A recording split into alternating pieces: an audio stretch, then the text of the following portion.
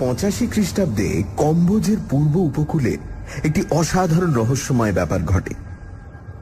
কম্বোজের পুরনো সরকারি দপ্তরে তার উল্লেখ আছে, কিন্তু কোনো বিস্তৃত বিবরণ নেই। 1880 খ্রিস্টাব্দ থেকে কম্বোজের পূর্ব উপকূলে ভয়ানক জলদস্যুর উৎপাত আরম্ভ হয়। কম্বোজের জল পুলিশ, নৌসেনা প্রাণপণ চেষ্টা করেও তাদের দমন করতে পারে না। দমন করা দূরে থাক, তাদের সন্ধান পর্যন্ত পায় না। কোথা থেকে যে সিন্ধু শকুনের মতোই জলদস্যুদের বেগবান ছোট জাহাজগুলি এসে বড় বড় বাণিজ্য তরীর ধনসম্পদ লুটে নিয়ে যেত, কম্বোজের যুদ্ধ তরীগুলি কিছুই বুঝে উঠতে পারত না।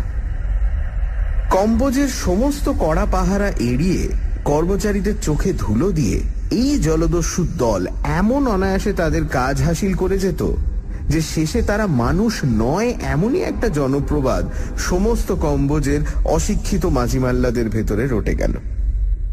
বাণিজ্য তরীর জন্য মাঝি মাল্লা পাওয়া ক্রমে দুষ্কর হয়ে উঠল। তারা মানুষের বিরুদ্ধে লড়ে জান দিতে প্রস্তুত, কিন্তু দেবতাদের বিরুদ্ধে তারা কি করতে পারে, এই হলো তাদের বুলি। পূর্ব উপকূলের ব্যবসা বাণিজ্য একরকম বন্ধ। উপরওয়ালাদের তাড়া খেয়ে পুলিশ ও নৌসেনা মরিয়া হয়ে জলদস্যু দমনে লেগে গেল, কিন্তু কিছুই হলো না। কম্বোজের পূর্ব উপকূলে দস্যুদের প্রতাপ অক্ষুণ্ণই রইল। জলদস্যুরা যে মানুষ নয়, এই কথাটাই আরো বেশি করে রটে গেল। 50 বছর বাদে কম্বোজে এখনো সে প্রবাদ লোকের মুখে শোনা যায়। তার কারণও আছে। 1885 খ্রিস্টাব্দে সাইগনের কাছে একটি অস্ত্র শস্ত্র সজ্জিত মশলা বোঝাই প্রকাণ্ড স্টিমার লুট হয়ে যায়। কম্বোজে সেই প্রথম স্টিমার, যদিও সেকেলে, কিন্তু সাধারণ ছোট জাহাজের চেয়ে অনেক বড়। এই স্টিমার লুট হওয়ার পর সেখানকার সদাগর মহলে রীতিমতো বিভীষিকা দেখা যায়। কিন্তু আশ্চর্যের বিষয়, এই স্টিমারই জলদস্যুদের শেষ লুট। তারপর কম্বোজের প্রান্ত থেকে তারা যেন জাদু মন্ত্রে অদৃশ্য হয়ে যায়। যাদের দাপটে সারা সমুদ্র একদিন থরহরি কম্পিত হতো, হঠাৎ তারা কেন এমন নিশ্চিহ্ন হয়ে অন্তর্ধান হতে পারে, এই রহস্যের কোনো মীমাংসা হয় না। এরপর জলদস্যুদের সম্বন্ধে নানা আজগুবি কিংবদন্তি রটা মোটেই আশ্চর্য নয়। কম্বোজের সরকারি দপ্তরে এই রহস্যময় ব্যাপারের উল্লেখ আছে, কিন্তু কেমন করে তারা লোপ হয়ে গেল, এ প্রশ্নের কোনো উত্তর নেই। যে সমস্যার কথাই কখনো শুনিনি, সুদূর বাংলাদেশের একটি শহরে বসে তার সমাধান জানতে পারবো, এ কথা কে ভেবেছিল? যেরকম সামান্য ব্যাপারের ভেতর দিয়ে এই রহস্যের কথা জানতে পারি, তা ভাবলে এখনো বিস্ময় লাগে। সুধীরদের বাড়ি সেদিন সকালে নিমন্ত্রণ ছিল। এমন নিমন্ত্রণ তাদের বাড়ি প্রায়ই হয়, কিন্তু সেদিন একটি বিশেষ উপলক্ষও ছিল। সুধীরের জ্যাঠামশাই সুদূর সুমাত্রায় ডাক্তারি করতেন। বহুদিন বাদে সেখানকার কাজ ছেড়ে দিয়ে দেশে ফিরে এসেছেন, সেই উপলক্ষেই খাওয়ার আয়োজন। এ কয়েকদিন স্কুলে ও স্কুলের বাইরে সুধীরের মুখে তার জ্যাঠামশাইয়ের কথা ছাড়া আর কোনো কথা ছিল না। 70 বছরের বৃদ্ধের এমন কি অসাধারণত্ব থাকতে পারে যাতে একটি কিশোরের মন মুগ্ধ হয়ে যায়, এতদিন বুঝতে পারিনি। কিন্তু বঙ্কিমবাবুকে দেখা মাত্র সে প্রশ্নের উত্তর পেয়ে গেলাম। বৃদ্ধ সত্যিই অসাধারণ। প্রথমত, বাঙালির ভেতর অমন চেহারাই দুর্লভ। 70 বছর বয়স যে তার হয়েছে, এ কথা তিনি নিজে না বললে বিশ্বাস করাই কঠিন। দীর্ঘ বলিষ্ঠ দেহ, মুখে বয়সের চিহ্ন আছে বটে, কিন্তু বার্ধক্যের জীর্ণতার পরিচয় নেই। গাম্ভীর্য দূরে থাক, মুখে বালকের কৌতুকের হাসিটি লেগেই আছে।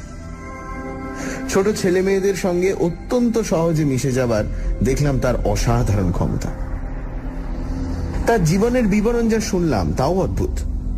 অত্যন্ত ডানপিটে দুরন্ত ছিলেন ছেলেবেলায়, সেই জন্য তাকে নানান রকম শাস্তি ঘরে বাইরে সহ্য করতে হয়েছে। স্কুল থেকে একবার কি কারণে বিতাড়িত হয়ে তিনি আর লজ্জায় বাড়ি ফেরেননি। বহুদিন পর্যন্ত তার খবর না পেয়ে সকলে তার জীবনের আশা পর্যন্ত ত্যাগ করেছিল। অবশেষে একদিন বিলেতের ডাকে তার বাবার নামে একটি চিঠি এসে হাজির। চিঠি খুলে তিনি তো অবাক। যে ছেলে স্কুলে কোনো রকমে প্রমোশন পাবে কি না বছরের শেষে সেই দুশ্চিন্তায় তাকে রাতের পর রাত অনিদ্রায় কাটাতে হতো, বিলেত গিয়ে সে সেখানকার প্রবেশিকার বেড়া উতরে একেবারে মেডিকেল কলেজে গিয়ে ভর্তি হয়েছে। শুধু ভর্তি হয়নি, সেখানে পড়াশোনায় দস্তুর মতো কৃতিত্ব দেখিয়ে সে শিক্ষকদের বিশেষ প্রশংসা লাভ করেছে। তারপর সেখানকার মেডিকেল কলেজ থেকে সসম্মানে পাশ হয়ে দেশে ফিরে আসেন। কিন্তু ঘরে বসে থাকা তার ধাতে সইবে কেন? কিছুদিন বাদেই সুমাত্রার কাছে একটি বড় হাসপাতালের ভার পেয়ে তিনি আবার সাগরে পাড়ি দিলেন। সেই বিদেশেই তার সমস্ত জীবন কেটেছে। এই বৃদ্ধ বয়সে সে কাজ থেকে অবসর গ্রহণ করে তিনি দেশে শেষ জীবন কাটাবার জন্য ফিরেছেন। এই বিবরণ শুনেই তখন বিস্মিত হয়েছিলাম। জানতাম না যে তার জীবনে এমন ঘটনা ঘটেছে যার কাছে এই সমস্ত ব্যাপার নিতান্ত তুচ্ছ, সাধারণ। সকলে একসঙ্গে খেতে বসেছিলাম। সুধীরের জ্যাঠামশাই নানান রকম মজার গল্প করে খাওয়ার আসর জমিয়ে রেখেছিলেন। সুমাত্রার লোকেদের একরকম অদ্ভুত নিয়মের কথা বলছেন। এমন সময় হঠাৎ প্লেটের দিকে চেয়ে তার মুখ যেন বিবর্ণ হয়ে গেল। ব্যস্ত সমস্ত হয়ে বললেন, না না, ও আমি খাই না, ও কাঁকড়া তুলে নিয়ে যাও। আমরা তার মুখ দেখে চুপ করেছিলাম। সুধীর তার পাশে বসেছিল, অত লক্ষ্য করেনি। বললে, কেন জ্যাঠাবাবু, এই বুঝি আপনার দাঁতের জোর? কাঁকড়ার দাঁড়া চিবোতে পেছিয়ে যাচ্ছেন? বঙ্কিমবাবু একটু হাসবার চেষ্টা করে বললেন, দাঁতের জোর ঠিক আছে রে, কিন্তু ও কাঁকড়া দেখলে আমার সমস্ত শরীর কেমন করতে থাকে। তারপর উঠে পড়ে বললেন, আমার খাওয়া হয়ে গেছে বাবু, বুড়ো মানুষ, বসে থাকতে পারলুম না, কিছু মনে করো না জানো। খাওয়া তার তখনও হয়নি। আমরা সবাই সত্যি অবাক হয়ে গিয়েছিলাম। সুধীরের বাবা ছুটে এসে বললেন, ও কি দাদা, কিছু না খেয়ে উঠে পড়লে যে? হয়েছে হয়েছে, আমার খাওয়া হয়ে গেছে, এখন কি আর আগের মতো খেতে পারি? বলে বঙ্কিমবাবু এত তাড়াতাড়ি চলে গেলেন যেন এ ঘরে তার দম বন্ধ হয়ে আসছে। কাঁকড়া পাতে দেওয়ার পর এ কি হলো আমরা বুঝতে না পেরে থ হয়ে রইলাম। দুপুরবেলা বাইরের ঘরে বসে সুধীর বলল, কেন খেলেন না আপনাকে বলতেই হবে জ্যাঠাবাবু। দু একবার এড়াবার চেষ্টা করে বঙ্কিমবাবু অবশেষে একটু হেসে বললেন, আসলে কাঁকড়া দেখলেই আমার অজ্ঞান হবার মতো হয়, তাই না উঠে পারলাম না। কেন জ্যাঠাবাবু? সুধীর অমনি ছাড়বার ছেলে নয়। খানিক চুপ করে বঙ্কিমবাবু বললেন, তবে শোন, কিন্তু শেষকালে আমাকে পাগল ভাবিসনি যেন। এই ভয়ে পৃথিবীর কাউকে কথা আজও জানায়নি। মানুষের স্বভাব ভারী মজার। এত বড় আশ্চর্য দুনিয়ায় বাস করেও অত্যন্ত সাধারণ ব্যাপার ছাড়া আর কিছুই বিশ্বাস করতে চায় না। বঙ্কিমবাবু গড়গড়ার নলটি একধারে সরিয়ে রেখে আবার বললেন, তোরা বড়জন মনে করবি বুড়োর বিমরতি হয়েছে, তা বুড়ো হলে অমন হয়। এককালে এই গল্প বললে হয়তো আমার চাকরি, মান, সম্ভ্রম সব যেত।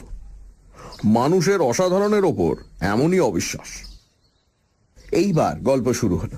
বঙ্কিমবাবু বলতে লাগলেন 50 বছর আগের কথা। সুমাত্রায় তখন বছর কয়েক চাকরি করেছি। এমন সময় সেখানে ভয়ানক কাণ্ড শুরু হলো। সুমাত্রায় তখন বসন্তের টিকে দেবার বীজ পাওয়া দুষ্কর ছিল। শুনলাম সাইগনে একজন ফরাসি ডাক্তার নিজে পরীক্ষাগার করে টিকার বীজ তৈরি করছেন। সেই টিকার বীজ ভালো হলে তাই কিনে আনবো বলে সাইগনে গেলাম। সাইগনে কয়েকদিন থেকে টিকার বীজ সংগ্রহ করে আবার সুমাত্রায় ফেরবার আয়োজন করবার সময় ভয়ানক বিপদে পড়লাম। কম্বোজের পূর্ব উপকূলে তখন ভয়ানক জলদস্যুর উৎপাত। আসবার সময় সুমাত্রার মাঝিমাল্লারা তেমন ভয় পায়নি, কারণ সুমাত্রায় এই জলদস্যুদের সম্বন্ধে বেশি গুজব পৌঁছয়নি। কিন্তু সাইগনে কয়েকদিন থেকে নানা কথা শুনে ইতিমধ্যে ভরকে গিয়েছিল তারা। দেশের টানেও এই জলদস্যুদের ভেতর দিয়ে আর যেতে রাজি নয়। শুধু লুটতারাজি নয়, অকারণে মানুষ মারতেও এই দস্যুদের নাকি আনন্দ। ফেরবার জাহাজ না পেয়ে কি করব ভাবছি, এমন সময় সেই ফরাসি ডাক্তার খবর দিলেন যে একটি ফরাসি কোম্পানি নতুন একটি স্টিমার আনিয়েছে।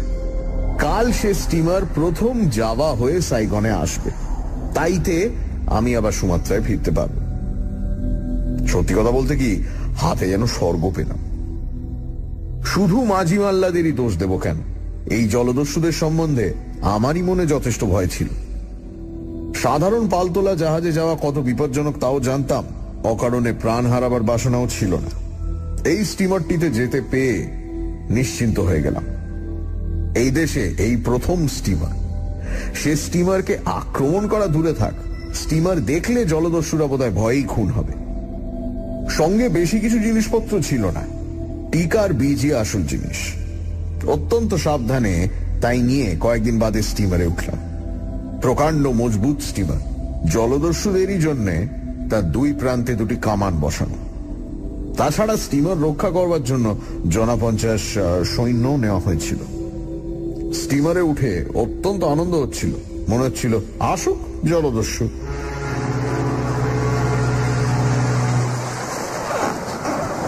সকালে স্টিমার ছেড়ে সন্ধ্যায় যখন মাঝ সমুদ্রে পাড়ি দিচ্ছে, তখনও পর্যন্ত জলদস্যুদের কোনো চিহ্ন দেখা গেল না বলে একটু হতাশ যেন হলাম। জলদস্যুদের মজাটা একবার টের পাইয়ে দেওয়ার সুবিধে হলো না বলে। কিন্তু জলদস্যুরা এলো। রাত তখন বেশি না, চারিদিক অন্ধকার। হঠাৎ স্টিমারের প্যাডেলের গম্ভীর আওয়াজ ছাপিয়ে স্টিমারের তীক্ষ্ণ হুইসেল শোনা গেল। পর মুহূর্তে স্টিমারের ইঞ্জিন থেমে গেল। ব্যাপার কি? যাত্রীরা সবাই সামনের ডেকে গিয়ে ভিড় করলাম। ক্যাপ্টেন শশব্যস্ত হয়ে ঘুরে বেড়াচ্ছেন, সৈন্যরা কামান বন্দুক বাগিয়ে ঠিক হয়ে আছে। সামনে বহু দূরে গুটি কতক আলো দেখা যাচ্ছে। শুনলাম আলো আর কিছু নয়, জলদস্যু নৌবহরের। এবার অন্তত তারা আক্রমণ করতে আসেনি, আমরাই তাদের আক্রমণ করছি। স্টিমার থেকে একসঙ্গে কামান ও বহু বন্দুক গর্জন করে উঠল। জলদস্যুরা আমাদের এতক্ষণ দেখতে পায়নি বলেই মনে হল, কারণ দেখা মাত্র টপ টপ করে নৌকোর সব আলো নিভিয়ে ফেলল। কিন্তু আমাদের ক্যাপ্টেন ছাড়বার পাত্র নন, বললেন অন্ধকারেই গুলি চালাও। তখন সার্চ লাইট বলে কিছু ছিল না, থাকলে আমাদের অমন সর্বনাশ বোধহয় হতো না। অন্ধকারেই গুলি চলতে লাগে। জলদস্যুদের ছোট জাহাজগুলিতে মাঝে মাঝে কোথাও কোথাও আলো জ্বলে ওঠে। আমাদের স্টিমার তাই দেখেই তাকে ধাওয়া করে আর গুলি চালায়। ক্যাপ্টেন বলছেন শুনতে পেলাম, আজ আর রেহাই দেওয়া নেই, ভীমরুলের চাক ভেঙে তবে ছাড়ব। স্টিমার ক্রমশ তাদের ছোট জাহাজগুলির বরাবর এসে পড়ছিল। অন্ধকারেও অস্পষ্টভাবে ছোট জাহাজগুলোকে দেখা যাচ্ছিল। এমন সময় হঠাৎ সবাই স্টিমারের ওপর উপুর হয়ে পড়ে গেল। তার সঙ্গে ভয়ঙ্কর আওয়াজ। প্রকাণ্ড স্টিমারটা যেন মর্মান্তিক ভাবে আহত হয়ে কেঁপে উঠল। স্টিমার চোরা পাহাড়ে ঠেকে গেছে। ক্যাপ্টেনও পড়ে গিয়েছিলেন। উঠে পড়ে উন্মত্তের মতো তিনি ছুটে গিয়ে তাড়াতাড়ি ইঞ্জিন থামিয়ে দিলেন, কিন্তু তখন আর উপায় নেই। তলায় প্রকাণ্ড চিড় হয়ে জাহাজে তখন রাশি রাশি জল ঢুকছে। জলদস্যুরা যে এই উদ্দেশ্যেই আমাদের প্রলোভন দেখিয়ে এই পথে টেনে এনেছে তা কে জানত। স্টিমার ঠেকে যাওয়ার সঙ্গে সঙ্গে যে ভয়ঙ্কর ব্যাপার শুরু হলো তার আর বর্ণনা হয় না। জলদস্যুদের কয়েকটি মাত্র ছোট জাহাজ স্টিমারকে প্রলোভন দেখিয়ে ডুবো পাহাড়ে ঠেকবার জন্য সামনে ছিল। তাদের বেশিরভাগ জাহাজই ছিল পেছনে। তারা ইতিমধ্যেই কোত্থেকে এসে ছেঁকে ধরল। অন্ধকারে চারিদিকে শুধু ভীত যাত্রীদের আর্তনাদ। জলদস্যুরা নৃশংসভাবে তাদের হত্যা করতে শুরু করে দিল। এই জলদস্যুদের হাতে মরার চেয়ে জলে ডুবে মরা ভালো বলে জলে ঝাঁপ দিতে যাচ্ছি, এমন সময় পেছন থেকে মাথায় একটা প্রচন্ড আঘাত খেয়ে অজ্ঞান হয়ে গেল। যখন জ্ঞান হলো তখন দিন। দেখি হাত পা বেঁধে আমায় একটি জাহাজের ওপর দস্যুরা ফেলে রেখেছে। বুঝলাম স্টিমার ডুবেছে এবং আমায় এরা কৃতদাস করে নিয়ে চলেছে।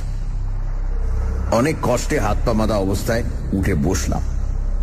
সামনে দেখলাম সমুদ্রের মাঝে প্রকাণ্ড একটা পাহাড়। এই পাহাড়টিকে চিনতাম।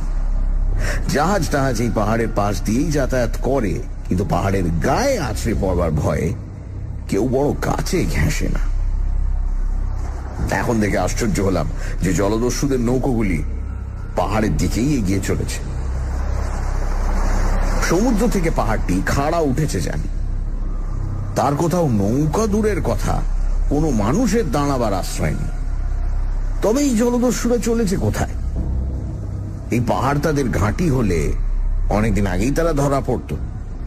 সমস্ত বাণিজ্য জাহাজ এই পাহাড়ের ধার দিয়েই তো যায়। পাহাড়ের কাছে পৌঁছে কিন্তু জলদস্যুদের আড্ডার রহস্য অনেকটা পরিষ্কার হয়ে গেল। পাহাড়ের চার ধারে কোথাও দাঁড়াবার জায়গা না থাকলেও এক ধারে এটি খুব সরু গুহা পথ রয়েছে। সমুদ্রের জল তার ভেতর দিয়ে চলে গেছে। আমাদের জাহাজটি ক্রমশ এগিয়ে এসে তার ভেতর ঢোকা মাত্র সব অন্ধকার হয়ে গেল। গুহাপথটি বেশি চওড়া নয়। আমাদের জাহাজ অতি কষ্টে তার ভেতর দিয়ে যাচ্ছে বুঝলাম, কিন্তু কোথায় যাচ্ছে? Sunday suspense. সানডে সাসপেন্সে আজ প্রেমেন্দ্র মিত্রর লেখা করাল কর্কট। 1880 সাল নাগাদ কম্বোজের পূর্ব উপকূলে জলদস্যুদের সাংঘাতিক উপদ্রব ছিল। 1880 থেকে 1885 পর্যন্ত এই জলদস্যুরা সমস্ত বড় জাহাজ আক্রমণ করে প্রচুর লুটপাট করত। কিন্তু 1885 সালে সেই সব জলদস্যুদের দল হঠাৎই অদৃশ্য হয়ে যায়। তাদের কি হলো এ প্রশ্নের উত্তর অজানাই থেকে যায়। সুধীরের জ্যাঠামশাইয়ের মুখে সবাই শুনছে 50 বছর আগেকার সেই অমীমাংসিত কাহিনী। সুধীরের জ্যাঠামশাই বঙ্কিমবাবু সেই সময় সুমাত্রায় ডাক্তারি করতেন। তিনি বসন্তর ভ্যাকসিন নিয়ে রিসার্চ করার কাজে সাইগন গিয়েছিলেন। সুমাত্রায় ফেরবার পথে জলদস্যুদের হাতে পড়ল তাদের জাহাজ। জলদস্যুরা তাকে বন্দি করে নিয়ে চলল তাদের আড্ডায়, একটা পাহাড়ের গায়ে গুহার মধ্য দিয়ে। তারপর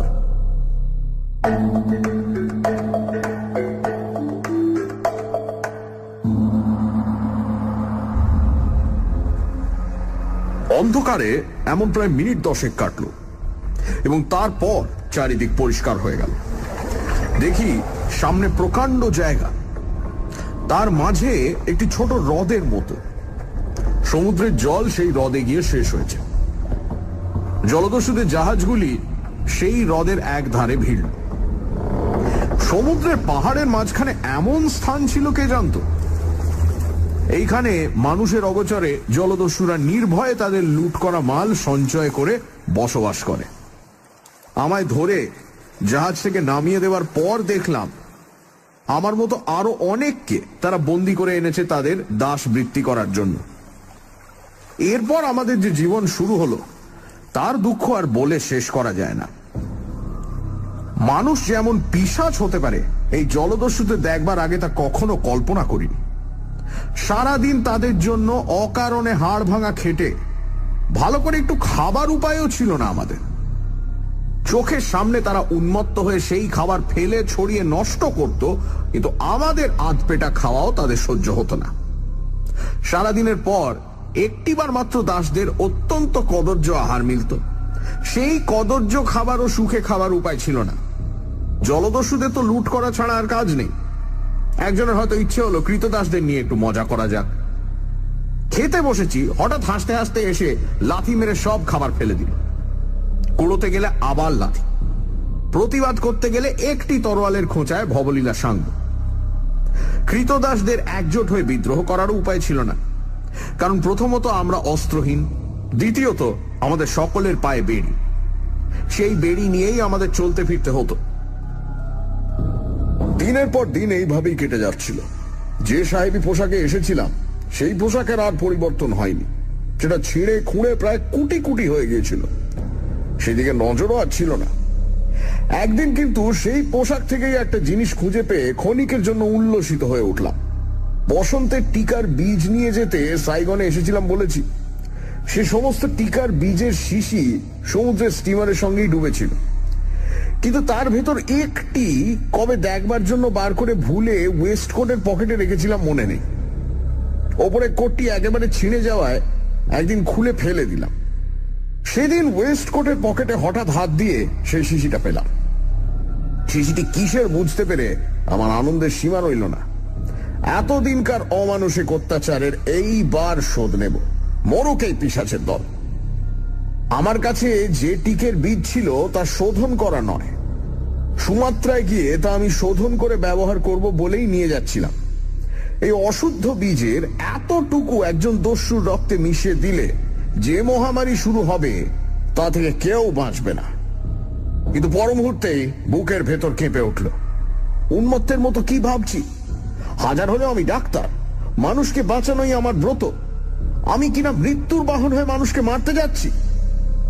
হোক সে শত্রু, হোক সে অত্যাচারী, চরম উৎপীড়ন সয়েও এ কাজ আমি করতে পারি না।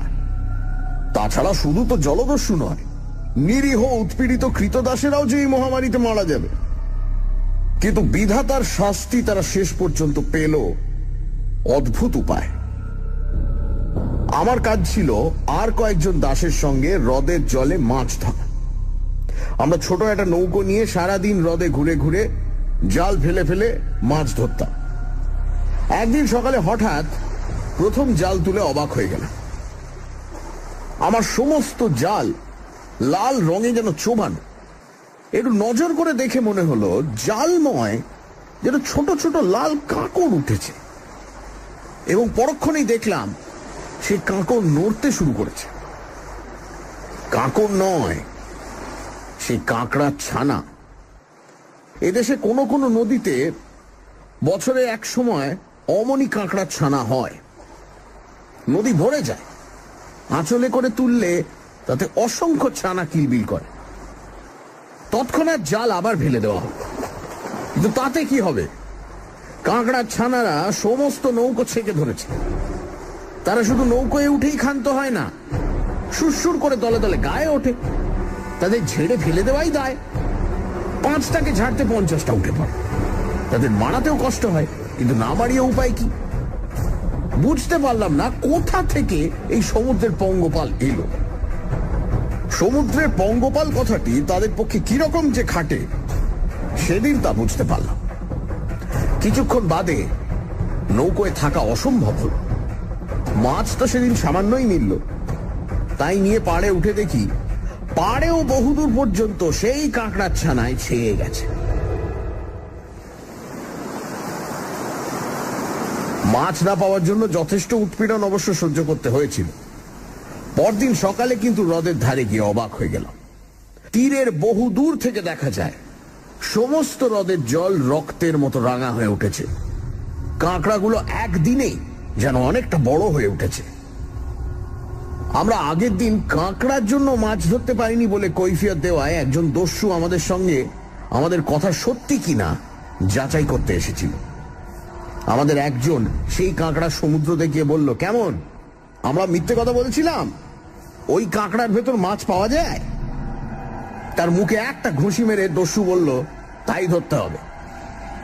তাই ধরতে গেলাম, কিন্তু হ্রদে পৌঁছতে পারলে তো তীরের ওপরেই কিলবিল করে কাঁকড়ার পাল গায়ের ওপর উঠতে থাকে।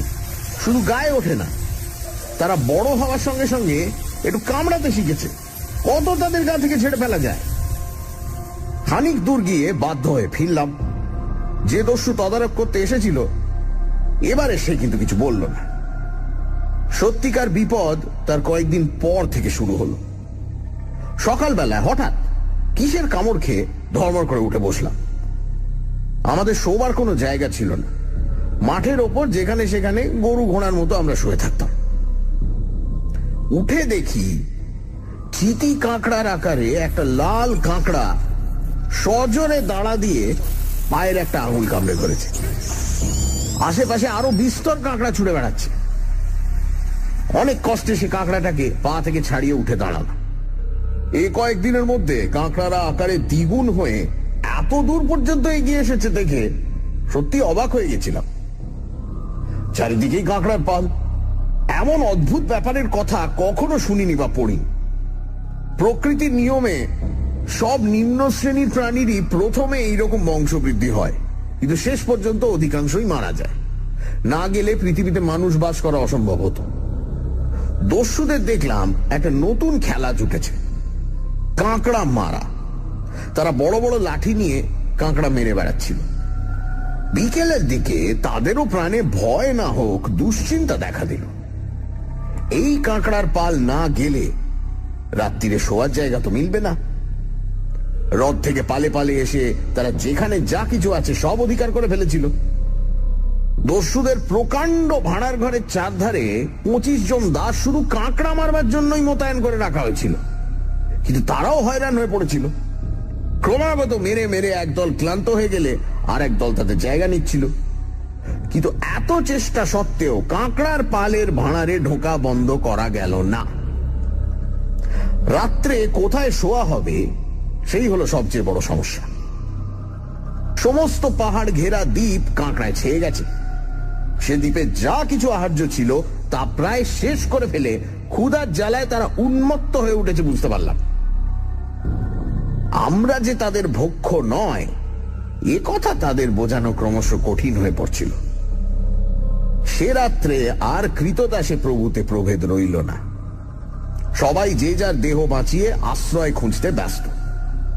অনেক কষ্টে একটুখানি পরিষ্কার জায়গা পেয়ে শুয়ে একটুখানি ঘুমোতে না ঘুমোতেই কাঁকড়ার কামড়ে অস্থির হয়ে জেগে উঠতে হয়। সে কাঁকড়া শক্ত দাঁড়া আবার না ভাঙলে ছাড়াবার উপায় নেই। সারা রাত এমনই পাগল হয়ে সকালবেলা যে ব্যাপার দেখলাম তাতে সমস্ত রক্ত জল হয়ে উঠল ভয়। একজন দস্যু অনেক রাত্রে অত্যন্ত মদ খেয়ে মাতাল হয়ে বুঝি অজ্ঞান হয়ে পড়েছিল। কাঁকড়ারা তার রক্তাক্ত কঙ্কালটি ছাড়া আর কিচ্ছু অবশিষ্ট রাখেনি। সকাল হলেও বিপদ বাড়ল বই কমল না। আগে শোয়ার জায়গা খুঁজে পাওয়া দুষ্কর হয়েছিল, এদিন দাঁড়িয়ে থাকাই দুষ্কর হয়ে উঠল। সমস্ত দ্বীপ রাঙা হয়ে গেছে কাঁকড়ায়। তারা পাহাড়ে পর্যন্ত ক্ষুধার জ্বালায় গিয়ে উঠেছে। স্থির হয়ে কোথাও দাঁড়াবার উপায় নেই।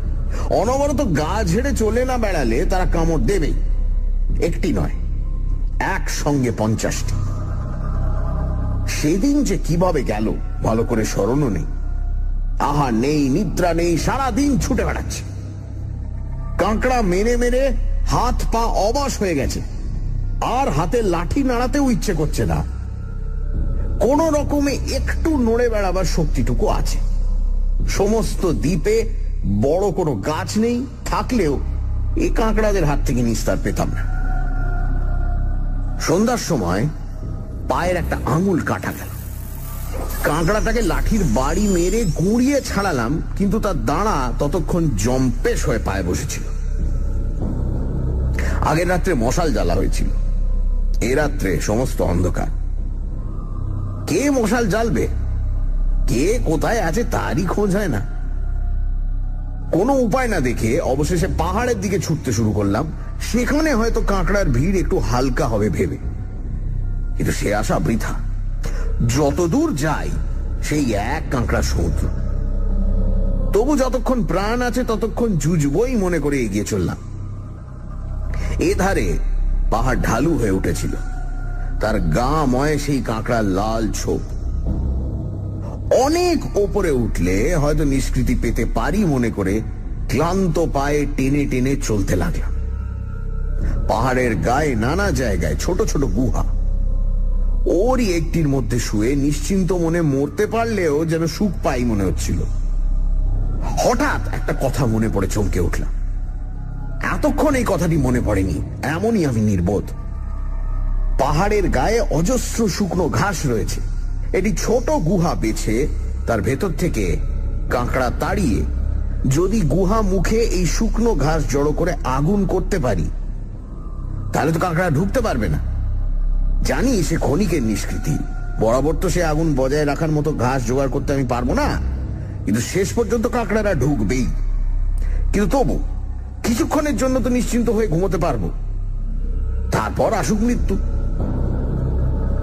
সেই আশায় যেন নতুন বল পেয়ে উন্মত্তের মতো শুকনো ঘাস সংগ্রহ করে ছোট্ট একটা গুহা খুঁজে তার মুখে জড়ো করতে লাগলাম। এই ছোট গুহার ভেতরেও কাঁকড়ারা ঢুকেছে, কিন্তু চেষ্টা করলে তাদের মেরে গুহাটি নিরাপদ করা বোধহয় যেতে পারে। অবশ্য যদি বাইরে থেকে নতুন কাঁকড়া আর না ঢোকে তাহলে।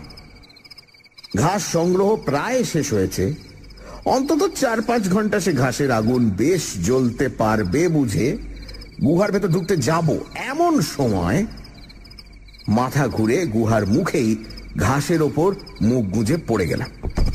তৎক্ষণাৎ কোমরের ওপর প্রচন্ড একটা কামড় অনুভব করলাম, সঙ্গে সঙ্গে মড়মড় করে কি যেন ভেঙে গেল এবং তারও একটি অংশ দেহে ফুটলো বুঝতে পারলাম।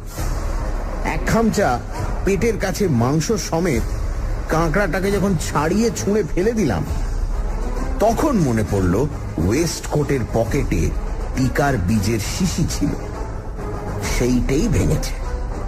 সে নিয়ে তো তখন মাথা ঘামাবার সময় নেই। তাড়াতাড়ি গুহায় ঢুকে অনেক কষ্টে পাথর ঠুকে আগুন জেলে গুহার মুখে শুকনো ঘাস ধরালাম। ধীরে ধীরে গুহার মুখে আগুনের বেড়া তৈরি হয়ে গেল। বেড়া ডিঙিয়ে কাঁকড়ারা আর ঢুকতে পারবে না। এইবার ভেতরে কাঁকড়া মারায় মন দিলাম। হাত আর চলে না, তবু প্রাণপণে 8 ঘন্টা চেষ্টার পর গুহার ভেতরটা নিরাপদ করা গেল। তখন আর দেহের সার ছিল না, কাঠের মতো পড়ে কখন যে ঘুমিয়ে পড়েছি মনেই নেই। উঠে দেখলাম গুহার দরজার আগুন নিভে গেলেও ভেতরে তার ছিল। দেখলাম বাইরে কাঁকড়া গিজগিজ করলেও ভেতরে তারা ঢুকতে পারছে না। গুহার ভেতরে যে শুকনো ঘাস অবশিষ্ট ছিল তাই দিয়ে আবার কষ্ট করে আগুন জ্বালালাম। আগুন আর বড় জোর 2-1 ঘন্টা আমায় বাঁচাতে পারে, তবু সেইটুকুই যথেষ্ট। সমস্ত শরীরে ভয়ঙ্কর উত্তাপ ও বেদনা বোধ করছিলাম। বেদনা হওয়া আশ্চর্য নয়, সমস্ত দেহ অসাড় হয়নি এই আশ্চর্য। কিন্তু গায়ে আমার এসব কি?